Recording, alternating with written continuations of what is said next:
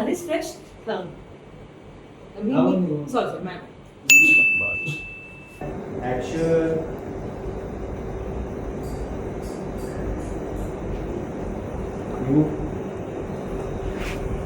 आई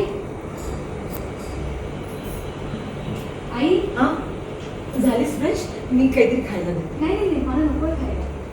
का गं बाळा भूक नाहीये? बरं काय लेक्चर्स कशी झाली? मस्त हं?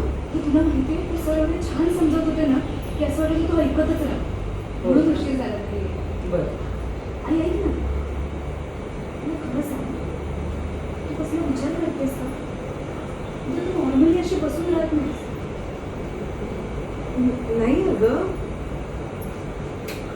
खरं तर हो विचारच करते. बस ना सांगायचं तुला रेवतीसाठी स्थळ आहे. काय खरंच? त्या बाजूच्या चित्राने ना ते आल्या त्या म्हणाले की त्यांच्या लांबच्या नात्यातलं आहे. खरंच ना ती किती आनंदाची बातमी आहे नाही. रेवतीसाठी मला खूप छान वाटलं.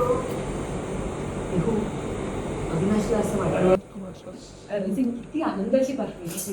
म्हणजे मुळात मला ना रेवतीसाठी खूप छान वाटतं. हो अविनाशला असं वाटते की हे सगळं दत्तोबाबांवरच गेलं. काय सांगून ते काय हा कोइन्सिडन्स आहे बाकी काही नाही. एक मिनिट तुम्ही आज त्यांच्या ऑफिसमध्ये गेला होतात ना? हो काय झालं? ते विशेष नाही केलं.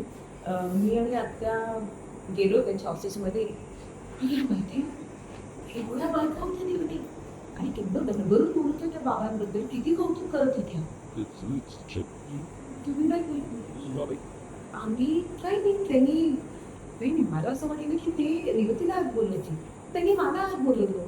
मी आज गेले त्यांनी चौकशी केली आणि त्यानंतरच मला काही आठवत नाही पण त्यानंतर मला जरा गरगरल्यासारखं झालं. काय कशामुळे त्यांनी काही नाही नाही तू पण ना अगं ऊन केवढं आहे बाहेर. मला असं वाटतं की ऊन लागलं असेल थोडी डिहायड्रेट झाली असेल बॉडी म्हणून गरगरल्या. पुस्तकं झाली असतात त्याची. चिडू नकोस हा माझं. ऐकून आहेस का माझं? ते असं नाही. खरं सांगू का आधी मलाही असंच वाटायचं तरी गावा वगैरे सगळं खोटं असतं सगळं थोतांड असतं. पण मग अविनाश आणि आई इतकं फोर्स करत होते त्याला भेटायला.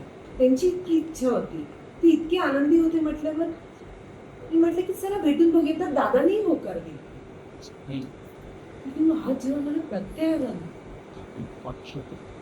हे तर सांगायचंच विसरले मी की हो अविनाशला ते टेंडर मिळालंय. आणि मग रेवतीला ते स्थळ आलं आणि त्या बाबांनी काहीतरी विभूती दिली होती. तर आईचं डोकं दुखत होतं तरी त्यांना लावलं त्यांचं डोकं दुखणं बरं झालं. आणि असं काही नसतं हे सगळे कोइन्सिडन्स आहे. हो राजा तू ऐकू काय पण मला तो बाबा भीती वाटते. हे मला हे सगळं अजिबात पटत नाही. बोल तुझं म्हणणं बरोबर. पण एखाद्या व्यक्तीबद्दल जेव्हा आपल्याला काही माहीत नसेल तेव्हा आपण त्याला नाही ना जज करू शकत. तुला जेव्हा प्रत्येक येईल तेव्हा तुझा विश्वास बसेल त्याची. एक काम करतेस तू ते येतेस आमच्यासोबत? नाही नाही अजिबात. ऐकून तर घे छान. मग मी आणि रेवती असल्या तर जाणारच आहोत. तू ये ना आमच्यासोबत बघ ना तिकडचं वातावरण. बघ तुला पटतंय आणि मग तू डिसाईड. बरं ठीक मी येते तुझ्या. मलाही बघायचं तो बाबा काय ते बघ ते बघ.